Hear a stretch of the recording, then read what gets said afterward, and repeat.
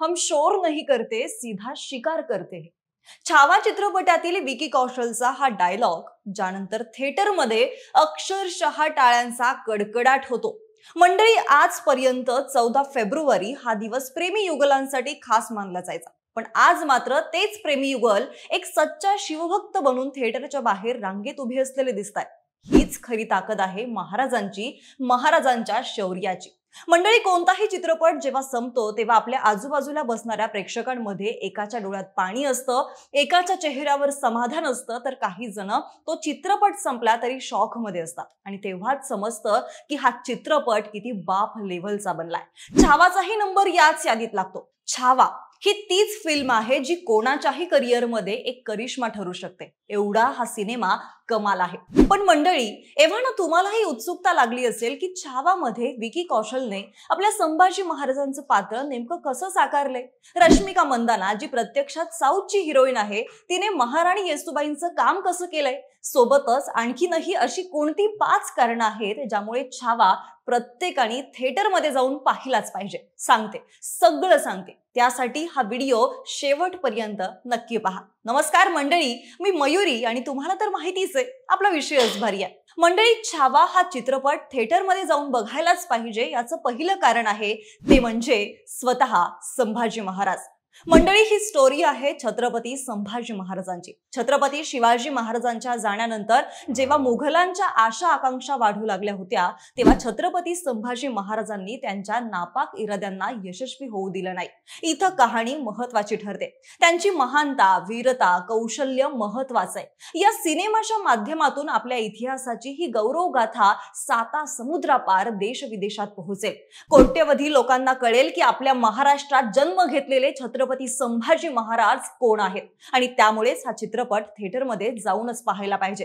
दुसरं कारण आहे चित्रपटाची स्टोरी। चित्रपटाची सुरुवात अजय देवगणच्या आवाजाने होते। पहिल्याच दृश्यात औरंगजेब म्हणजेच अक्षय खन्ना प्रवेश करतो। वीर शिवाजी महाराजांचा मृत्यू आणि संभाजी महाराजांच्या बुरहानपूरच्या युद्धाने या चित्रपटाची सुरुवात होते। तिथे एक मोठी लढाई सुद्धा होते।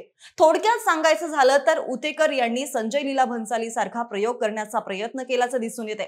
या व्यतिरिक्त एका सीन मध्ये जेव्हा छत्रपती संभाजी महाराजांच्या पत्नीचे भाऊ छत्रपती शिवाजी महाराजांबद्दल उलटसुलट बोलतात, तेव्हा संभाजी महाराज अक्षरशः गरजतात।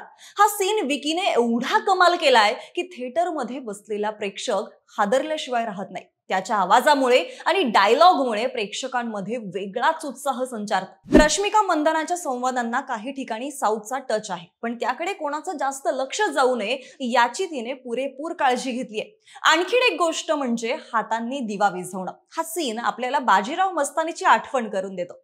मंडळी, एक नक्की की फर्स्ट हाफ नंतर शेवटचा अर्धा तास इतका जबरदस्त आहे की तुम्हाला मान वळवायला सुद्धा वेळ मिळणार नाही। यानंतर छावा हा चित्रपट थिएटरमध्ये बघायलाच पाहिजे याचं तिसरं कारण आहे यातील कलाकारांचं काम। मंडळी, या चित्रपटामध्ये अभिनेता विकी कौशलने संभाजी महाराजांचं पात्र साकारलंय। विकीने या चित्रपटात आपला जीव ओतलाय हे चित्रपटातील प्रत्येक फ्रेम सांगते। विकी सोबत आणखी 2 कलाकार आहेत ज्यांच्यामुळे ही फिल्म एवढी खास झाली आहे आणि ते कलाकार आहेत अक्षय खन्ना आणि विनीत कुमार सिंग।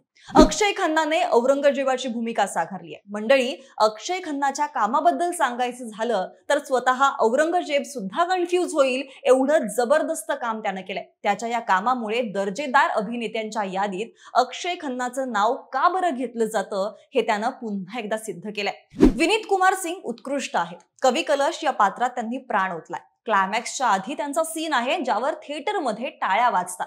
एवढंच नाही तर प्रत्यक्षात जिला मराठीचा कसलाही गंध नाहीये अशा रश्मिकाला पाहिलं तर तिची मूळची साऊथची ओळख विसरून जायला होतं। मंडळी, या व्यतिरिक्त आशुतोष राणा, दिव्या दत्ता आणि डायना पेंटो यांनी सुद्धा त्यांची भूमिका अगदी चोख बजावली आहे। यानंतर नंबर 4 आहे या चित्रपटाचं दिग्दर्शन। दिग्दर्शक लक्ष्मण उतेकर यांनी या चित्रपटाचं दिग्दर्शन केलंय। मंडळी, लक्ष्मण उतेकरांनी दिग्दर्शित केल्याप्रमाणे हा चित्रपट प्रेक्षकांना संभाजी महाराजांच्या जीवनात घेऊन जातो। तुम्ही छत्रपती संभाजी महाराजांचं शौर्य, महानता आणि वीरता अगदी जवळून अनुभवाल। फिल्मची प्रत्येक फ्रेम तुम्हाला खिळवून ठेवेल। पापण्यांची उघडझाप करण्याची सुद्धा संधी मिळणार नाही। युद्धाचे सीन्स भव्य आहेत, जे अजिबात बनावट वाटत नाहीये. कलाकारांचे अभिनय या फिल्मला एका वेगळ्याच उंचीवर घेऊन जातात. सोबतच AR रेहमानचं म्युझिक चांगलंय. मंडळी, एक मात्र नक्की की हा चित्रपट बघून जेव्हा तुम्ही थिएटरच्या बाहेर पडाल, तेव्हा तुमच्यातला एक सच्चा शिवभक्त बाहेर पडल्याशिवाय राहणार नाही, याची पुरेपूर काळजी लक्ष्मण उतेकर यांनी घेतली आहे. मंडळी, हिंदी मीडियम, लुकाछुपी, मिमी यासारख्या फिल्म्स करणाऱ्या लक्ष्मण उतेकरांनी यावेळी काहीतरी वेगळं केलंय.